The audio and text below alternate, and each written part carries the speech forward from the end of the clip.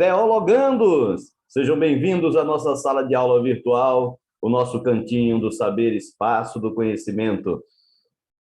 Hoje nós vamos ter uma aula complementar de nossa disciplina que é Missões e Reino de Deus.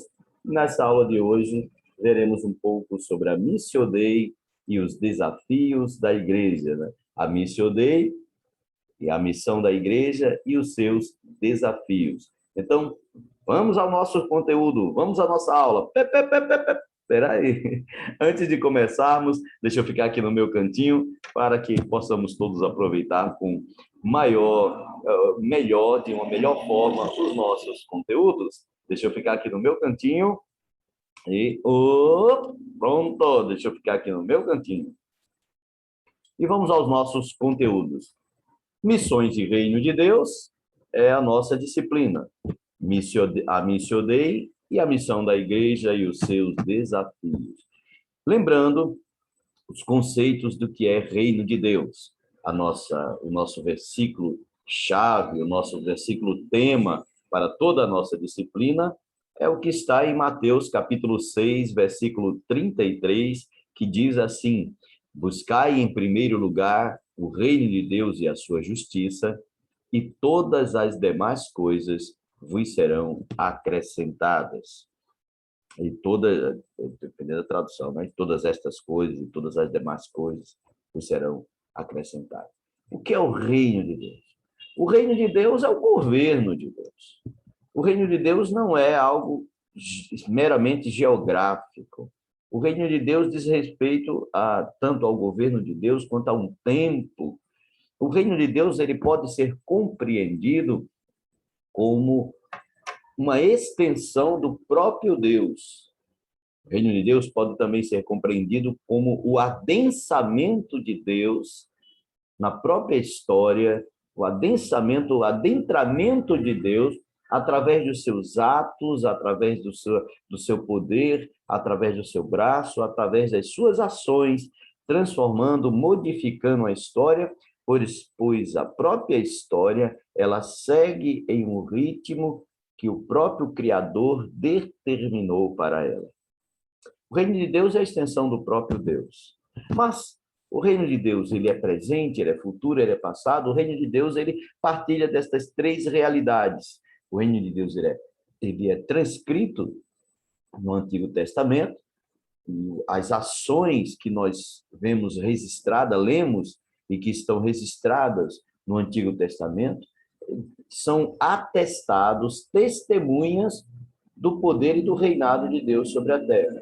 O reino de Deus é presente porque, na realidade do Cristo que veio e tornou presencial o reino de Deus, a ponto dele dizer que o reino de Deus está no meio de nós, está entre nós. O reino de Deus já é uma realidade presente, mas também ele tem uma realidade escatológica, uma realidade futura, quando o reino de Deus se manifestará de forma completa, numa linguagem teológica, usando uma linguagem teológica, podemos dizer que o reino de Deus se manifestará de forma plena, completa, em sua inteireza, em evento que chamamos da parousia, ou a volta do Senhor Jesus Cristo, o rei deste reino. Mas o reino de Deus, então nós podemos usar como um gráfico para poder entender um pouco sobre o cumprimento do plano eterno de Deus, né? O cumprimento do plano eterno de Deus é a realização, a manifestação plena do seu reino. Nós podemos identificar no texto de Efésios, capítulo 3, versículos 10 e 11, esta promessa do reino de Deus, que vai se tornando realidade. Diz assim o texto de Efésios 3, capítulo 3, versículos 10 e 11. Diz assim: para que, pela igreja, a multiforme sabedoria de Deus se torne conhecida, agora deixa eu ler de novo. Tem aqui um ensino pessoal comemorando alguma coisa por aí. Para que pela igreja a multiforme sabedoria de Deus se torne conhecida, agora dos principados e potestades nos lugares celestiais, segundo o eterno propósito que estabeleceu em Cristo Jesus, nosso Senhor. E a turma aqui está comemorando forte, né? Não sei se vocês estão acompanhando. Então, o que discutimos agora é o lugar da igreja no reino de Deus, uma vez que o reino de Deus é a própria extensão do ser de Deus, o reino de Deus é o governo de Deus, o reino de Deus é o adensamento e adentramento de Deus na história. Onde fica a igreja? Qual o lugar da igreja no reino de Deus? Nós preparamos aqui, temos um gráfico para entender no Antigo Testamento, nós entendemos que a igreja surge ali, né, existe a promessa do reino, com ela a promessa da igreja, surge na promessa, a promessa que é descrita ali, lá em Gênesis 3,15, né? A promessa para o esmagamento da serpente. Temos depois o próprio Deus fazendo uma nova promessa, a promessa para Abraão, lá em Gênesis 12:3, em ti serão benditas todas as famílias da terra. Temos a promessa para Moisés, em Deuteronômio 18:15, e temos a promessa feita por Deus a Davi, registrada em 2 Samuel 7, de 12 a 16. Gálatas, no livro de Gálatas, capítulo 4, versículos 4 a 5, que diz, que o texto da palavra do Senhor nos diz assim: vindo, porém, a plenitude do tempo, Deus enviou seu Filho, nascido de mulher, nascido sob a lei, para resgatar os que estavam sob a lei, a fim de que recebêssemos a adoção de filhos. Nós vamos já compreendendo, começando a compreender o lugar da igreja neste plano eterno de Deus, esse cumprimento do plano eterno de Deus. E qual o lugar da igreja, né? Quando Deus vem ao mundo pela mulher, sobre a lei, para resgatar, nós começamos a construir a ideia da igreja como um instrumento que Deus usa para resgatar aqueles que são seus do reino das trevas. O reino de Deus é uma expressão que vai aparecer pelo menos 144 vezes, só no Novo Testamento. Embora apareça 14 vezes outros tipos de reino, reino das trevas, reino das potestades, reino dos homens, reino do mundo, mas reino de Deus aparece 144 vezes no Novo Testamento. Então, com a vinda de Cristo, na plenitude do tempo, vemos ainda também textos que comprovam o cumprimento dessa promessa, Romanos 8, 3 a 5, 1 Coríntios 12, versículo 13, os que são resgatados, aqueles que Cristo veio resgatar, ora, todo resgate custa um preço. Este resgate, ele foi feito com um preço muito alto, né? Aqueles que estavam presos, aqueles que estavam perdidos, encarcerados, algemados, foram comprados para o resgate através do sangue, né? Eles foram comprados pelo sangue, para serem feito reino, segundo Apocalipse 1, versículo 5, Apocalipse 5, de 1 a 10, eles foram comprados com o sangue de Jesus para serem igreja, segundo Atos, capítulo 20, versículo 28, e eles foram comprados para serem redimidos, recolocados no reino de Deus, segundo Efésios 1, 7. Ou seja, esse cumprimento do plano eterno de Deus no seu reino, ele se cumpre em Cristo. E Cristo é, então, o corpo desse povo de Deus. Ele é o corpo, sendo Cristo cabeça, e sendo Cristo a própria salvação.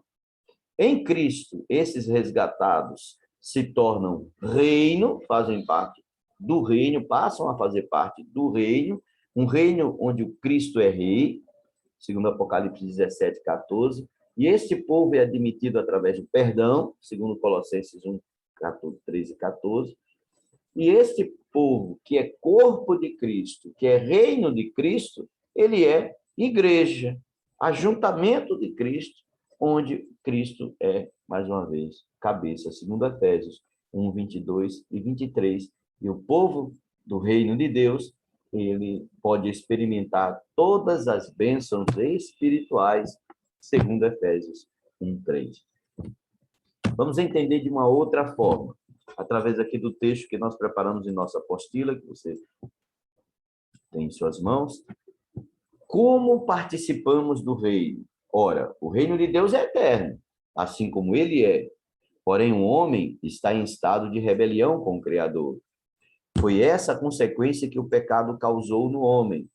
Gênesis 3 nos informa que logo após se configurar o ato da desobediência, do pecado de Adão, seus olhos foram abertos, mas aqui entenda, ao mesmo tempo que os olhos de Adão foram abertos para perceber a consequência do pecado, eles foram fechados para perceber a grandiosidade, as coisas de Deus. Então, os olhos dos homens foram abertos para o pecado, fechados para a santidade. E o homem, passou a ter uma cosmovisão terrena, por causa dos seus olhos agora fechados para as coisas divinas, passou a ter uma cosmovisão terrena e distorcida acerca de toda a realidade criada por Deus. Na verdade, o homem não mais partilha do reino de Deus, e sim do reino das trevas.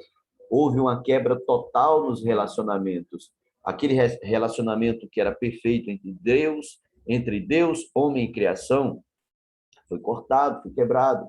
Portanto, a condição única para que o homem possa voltar a participar do reino é através do novo nascimento, o qual Jesus explicou a Nicodemos no capítulo 3 do Evangelho de João.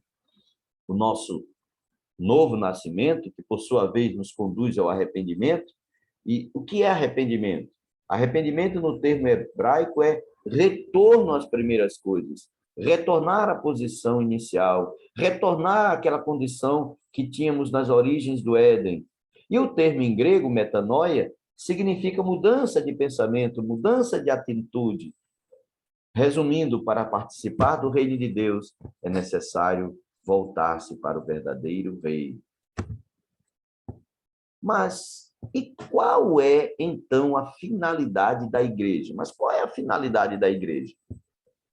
A igreja não é em si o reino de Deus. Esse pensamento de que a igreja era a completude do reino de Deus é um pensamento católico romano medieval. A igreja em si não é o reino de Deus. Então, qual seria a sua finalidade? Ou qual seria a sua funcionalidade na estrutura divina?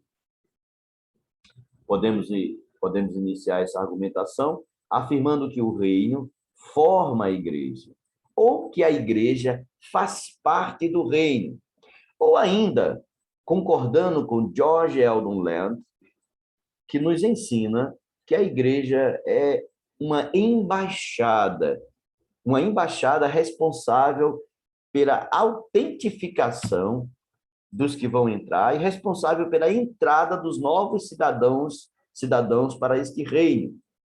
Ou ainda, podemos compreender de uma maneira mais abrangente que a igreja é o modo de Deus se manifestar, é o modo de Deus manifestar o seu reino. Em relação à igreja, as escrituras apresentam Jesus sendo o rei, o cabeça, o sacerdote. Ela é o meio pelo qual Deus está trazendo a realidade do reino vindouro à terra. A igreja é uma manifestação do reino de Deus na era presente na terra. Temos um gráficozinho, deixa eu pelo menos desaparecer aqui para vocês poderem ver o gráfico. Temos o nosso gráfico, quando podemos entender um pouco, vamos dizer, a economia divina, né? A economia, o modus divino de compreender. Vejam só, Salmo 97, 1, 2, fala de justiça, e quando se fala de justiça de Deus, quando o texto bíblico fala sobre justiça divina, diz respeito à relação Deus, homem, criação. A perspectiva celestial é de justiça e retidão. Deus é justo, Deus é reto. A perspectiva terrenal é que é necessário que o homem se torne um novo homem, E como é possível que o homem se torne um novo homem somente no poder de Deus? Então, a perspectiva terrenal é que o homem, ele deve ser, precisa ser um novo homem no poder de Deus, para que possa participar do reino de Deus, pois o reino de Deus, na perspectiva celestial, é feito de justiça e retidão numa recriação da relação Deus-homem-criação.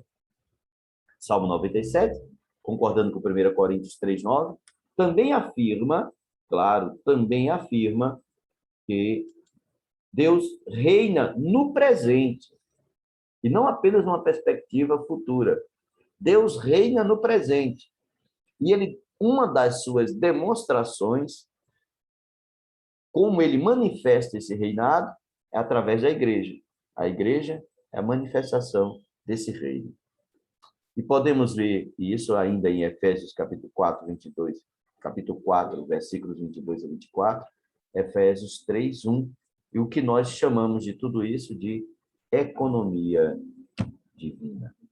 Um outro gráfico para que a gente possa embaixar aí, que a gente possa compreender a igreja como embaixada do reino, é compreender que os pecadores na igreja precisam, os pecadores, eles adentram na igreja.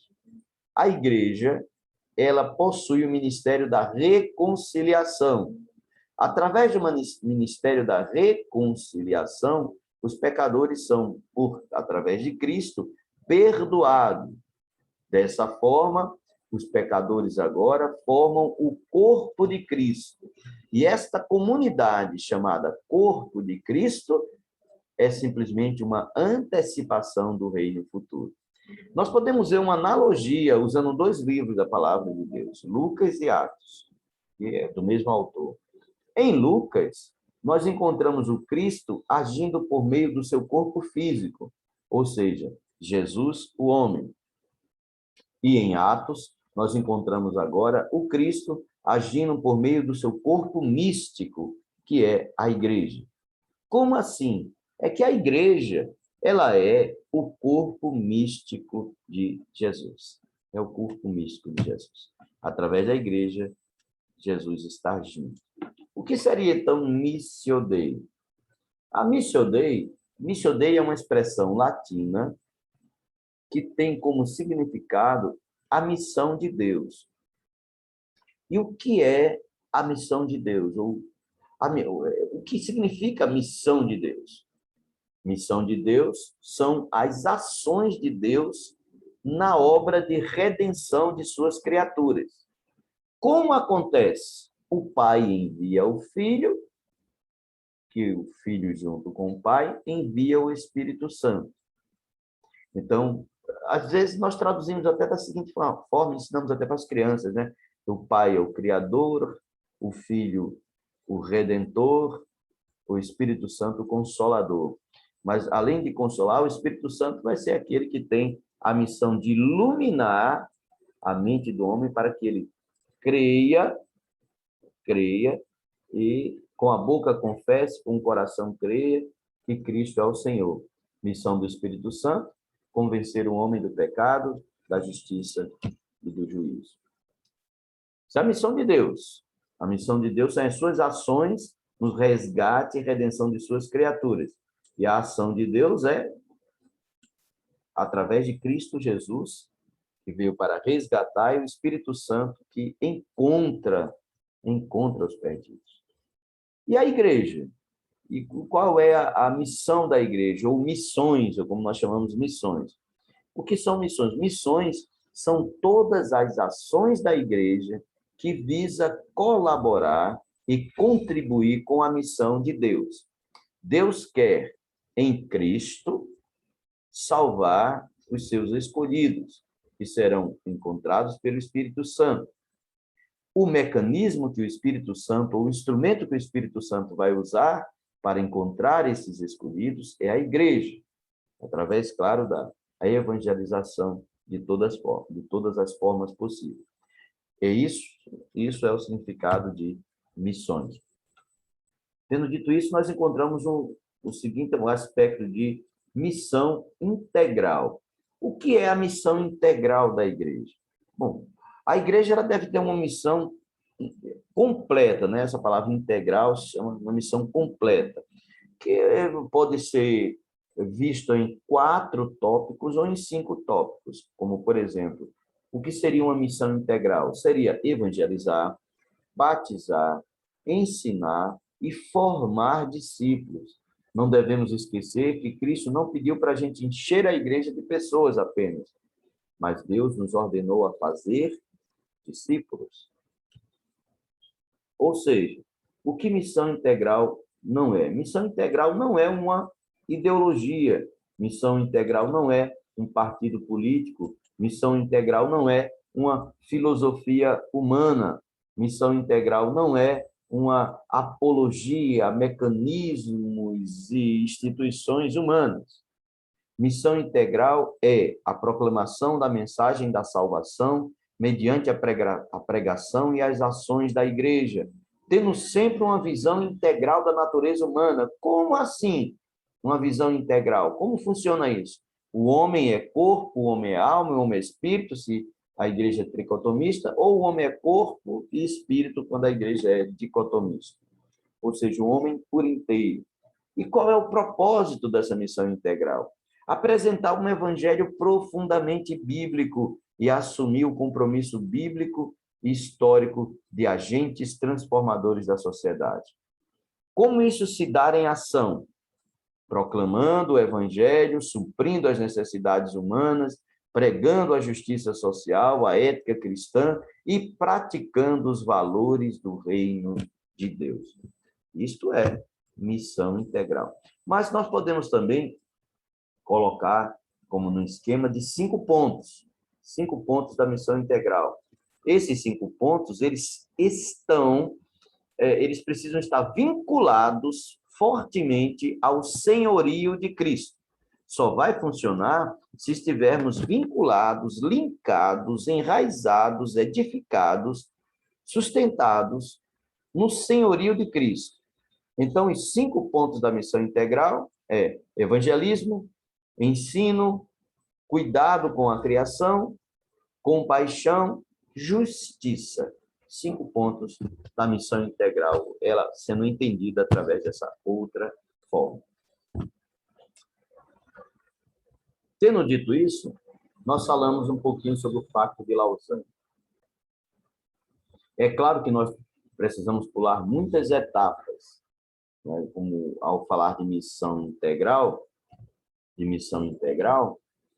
nós chamamos a atenção para que a igreja esteja sempre com cuidado com os grandes desafios que a igreja tem, né? Da igreja não ficar parecendo um clube social, uma agência de ações sociais filantrópicas, um partido político, que a igreja precisa estar fazendo todas essas ações porque ela está baseada no senhorio de Cristo.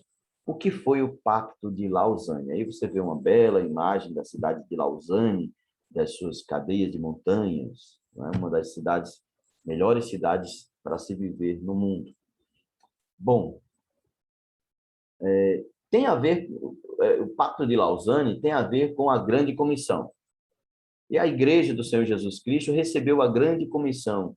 E a Grande Comissão implica não apenas em conquistar o indivíduo, levando a conhecer o projeto de Deus para a sua vida, mas também a promover a sua missão integral, que visa trazer o reino de Deus à sociedade, ou manifestar o reino de Deus à sociedade, redefinindo os valores da sociedade, não do reino, não da igreja.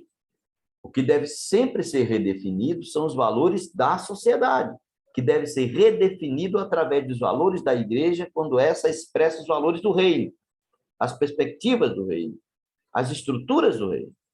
Então, a sociedade precisa ser impactada e redefinir os seus valores, perspectivas e estruturas, com o fim de que esta sociedade, essa comunidade, como um todo, possa refletir a glória de Deus.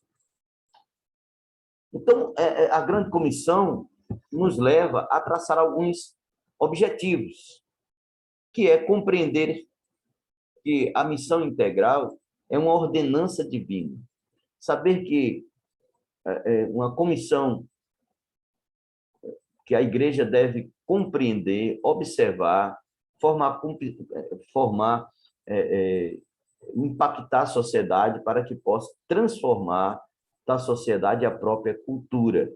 Ou seja, a grande comissão também é um movimento de conscientização de que o Senhor Jesus nos comissionou a pregar, batizar e fazer discípulos em todo o redor do mundo. Porque a comoção cultural, o Pacto de Lausanne tem a ver com a questão da comissão cultural, e a comissão cultural,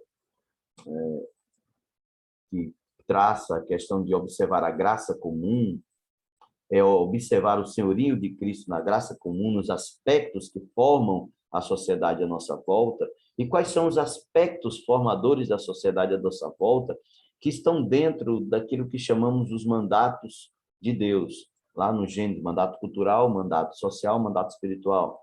O que forma a sociedade à nossa volta? Família, ciência, política, trabalho, artes e as demais estruturas que formam a cultura social. A igreja precisa estar também atenta e, de certa forma, até fazer ganchos e links culturais para que a mensagem do evangelho possa adentrar nessa sociedade. A missão integral, nós observamos que ela é um mandato de Deus, que é poder levar o evangelho para o homem de forma integral, não apenas como uma ideia, não apenas como uma filosofia de vida, mas algo que impacta, que transforma um homem em todas as características da sua vida. Então, a missão integral visa atingir o corpo, aqui, os que são tricotomistas, né? O corpo, a alma e o espírito, e quem é dicotomista, o corpo e o espírito, ou o corpo e a alma. Certo? São ações da igreja que atingem o corpo e a alma. A igreja não tem apenas uma mensagem que atinja o espírito, esquecendo do corpo, e não apenas agindo no corpo, esquecendo o espírito, mas completo. O contexto ali do Pacto de Lausanne é ainda um contexto da Guerra Fria, um mundo polarizado entre socialistas e capitalistas, União Soviética, o bloco ocidental, capitalista, liderados pelos Estados Unidos, Inglaterra e outros países, e a igreja enfrentava vários desafios nas mudanças sociais que estavam acontecendo, um novo tipo de sociedade que surgia principalmente no Ocidente. Em 1974, em Lausanne, convocados por Billy Graham e John Stott, esses dois grandes homens convocaram para a igreja em todo o mundo, a igreja evangélica em todo o mundo, para um novo acordo, um novo pacto entre eles. E 4.000 líderes e evangelistas de igrejas de dezenas de países se reuniram para orar, estudar, debater e planejar em torno de um propósito comum: a evangelização mundial. O lema do encontro foi inspirado no profeta Isaías, que, quando conclamado, deu a seguinte resposta, com ele conclamando, né? Que a terra ouça a voz de Deus. Então, o Pacto de Lausanne teve como tema o evangelho todo, como emblema, né? O emblema do Pacto de Lausanne é o evangelho todo para o homem, para todo homem e para o homem todo, ou para todos os homens. Ele era o pacto, ele pretendia atingir o homem, o corpo, que é o soma, a alma, a psique, e o espírito, pneuma, isso aqui numa identificação tricotomista. Então, essa reunião de 4.000 líderes de 150 países, mais de 150 países, elaboraram o seguinte acordo em 15 tópicos. Você vê aí os primeiros 8 tópicos. Eles fizeram um documento que falava sobre o propósito de Deus, a autoridade e poder da Bíblia, a unicidade e universalidade de Cristo, a natureza da evangelização, foram temas discutidos, né? A responsabilidade social cristã, a igreja e a evangelização, a cooperação na evangelização, esforço conjugado de igrejas na evangelização, a urgência e a tarefa evangelística, evangelização e cultura, educação e liderança, conflito espiritual, liberdade e perseguição, poder do Espírito Santo e o retorno de Cristo foram os temas estudados e pactuados em Lausanne por esses representantes das igrejas evangélicas de todo o mundo. E algumas conclusões, né? A extensão da missão integral da igreja. Chegou-se à conclusão de que a grande comissão implica no exercício de sua missão integral, é muito mais abrangente do que se possa imaginar. E nos convida a observar a ênfase de cada uma dessas passagens chaves da Bíblia. A comissão em Marcos 16, 15 a 18, onde fala do evangelismo, a pregação em si. A comissão em Mateus 28, de 18 a 20, que é a implantação de igreja, formação de discípulos. A comissão de Lucas 24, 25 e 27, que está centrada no ensino. E a comissão de João 20, 21, que é o envio missionário. E a comissão global de Atos 1, 8. Ou seja, não podemos restringir a mensagem de Cristo apenas ao campo espiritual. Essa precisa ser ampliada na dimensão da comissão cultural, propagando valores que percebam o ser humano em sua integralidade, corpo, alma e espírito. Em um contexto relativista, a igreja deve ser a coluna e a firmeza da verdade neste mundo. O Pacto de Lausanne só chegou a um conhecimento mais geral da igreja brasileira 10 anos depois. Não é possível, né? Só a partir de 1984 é que o Pacto de Lausanne começou a ser discutido nas igrejas aqui do Brasil. Tem muitas pessoas não sabem o que foi esse importante marco na igreja evangélica mundial, que deu nortes para modernas missões urbanas. O Pacto de Lausanne acabou nos dando um novo direcionamento, um novo norte para as missões urbanas. Por que assim?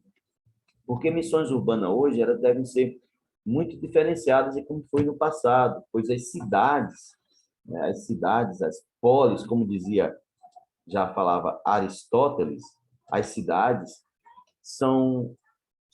na verdade, são uma cidade, ela resume várias cidades dentro dela. E quanto maior, quanto mais cosmopolita for a cidade, mais será multifacetado o universo interno daquela cidade. E onde a igreja tem que, através de uma comissão cultural, desenvolver mecanismos para fazer com que a mensagem do evangelho possa chegar a esta multiface de comunidades vivendo dentro de uma comunidade, o que nós chamamos de tribos urbanas. E a igreja precisa comunicar-se com todas essas tribos urbanas, e tribos urbanas são todas essas pessoas que se ligam umas às outras em grupos com laços moldados pela cultura, pelos seus gostos, sentimentos, emoções, com laços culturais. Ou seja, a cidade é um universo. E a missão da igreja, esse é um dos grandes desafios da igreja, poder abrir comunicação pelas mais diversificadas tribos urbanas que encontramos na cidade. Outro grande desafio da igreja é lidar com o chamado marxismo cultural, né, que acabou criando o politicamente correto. E algumas mensagens da igreja podem parecer incômodas e alvos de ações, até mesmo judiciais, né, devido ao chamado politicamente correto. O politicamente correto é uma criação do marxismo cultural. O marxismo cultural ele vai ter a sua origem como uma filosofia, uma ideologia, que seria melhor dizendo, uma ideologia, com Antônio Gramsci, George Lucas. Esse George Lucas não tem nada a ver com Guerra nas Estrelas, ok?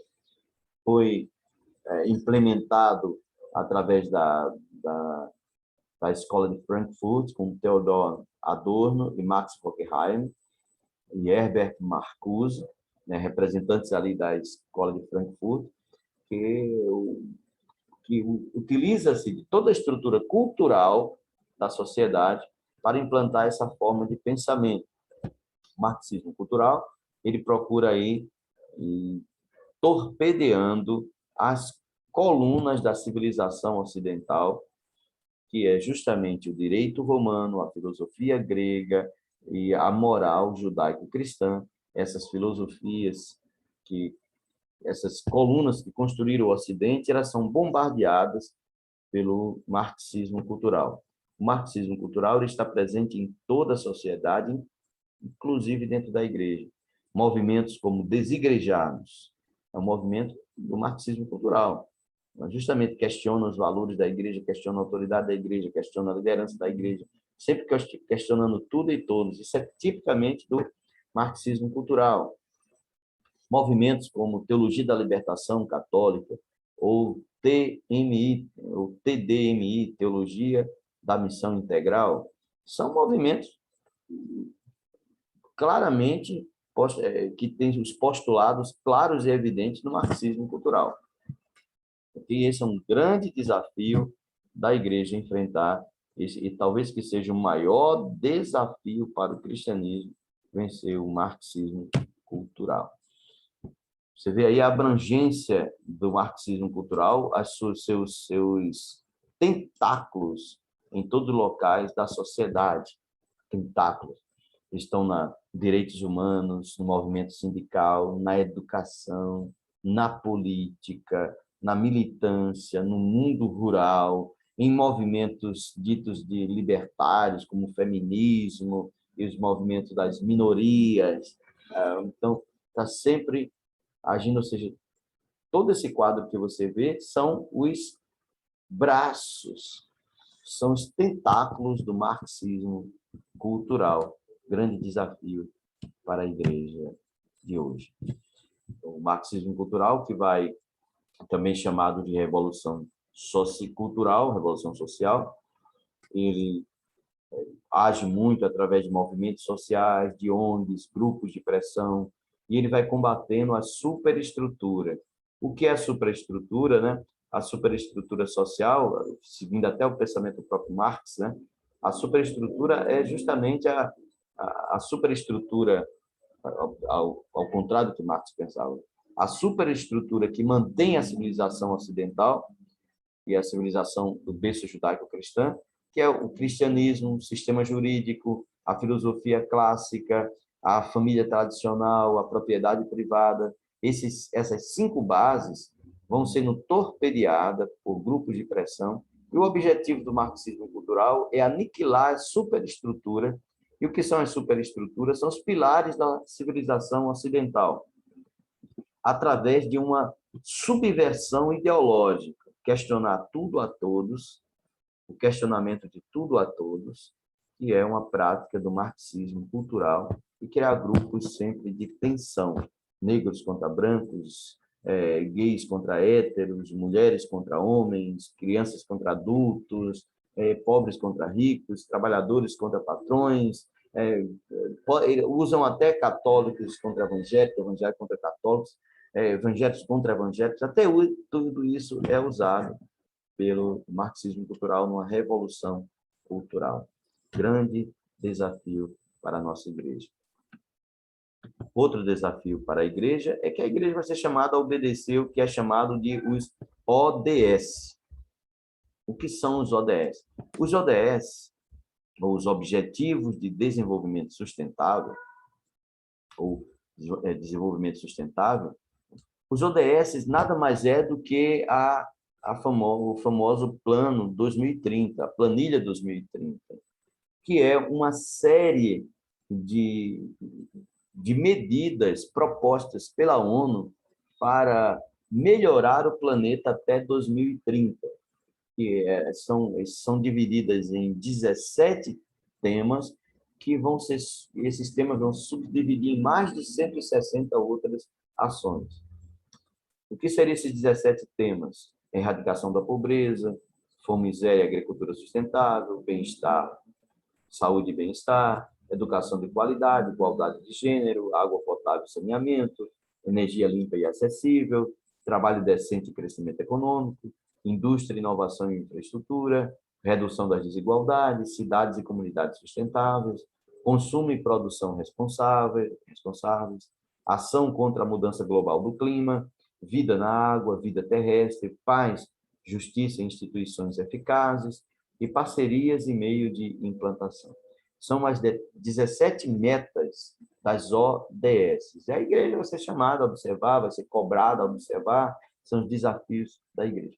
Na verdade, essa meta é a tentativa de se criar uma utopia, né?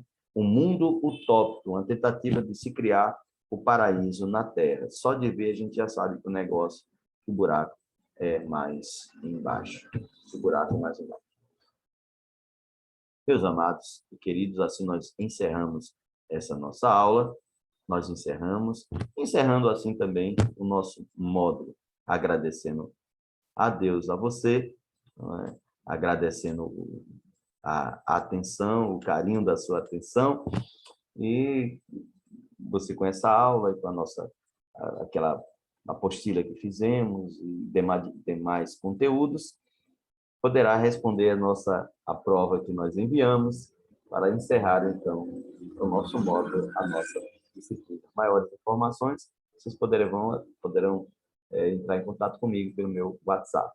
A todos, até a próxima. Que Deus nos abençoe, nos dê força e nos dê sabedoria para enfrentarmos todos os desafios, vencendo para a glória de Deus. Afinal de contas, a igreja é gloriosa.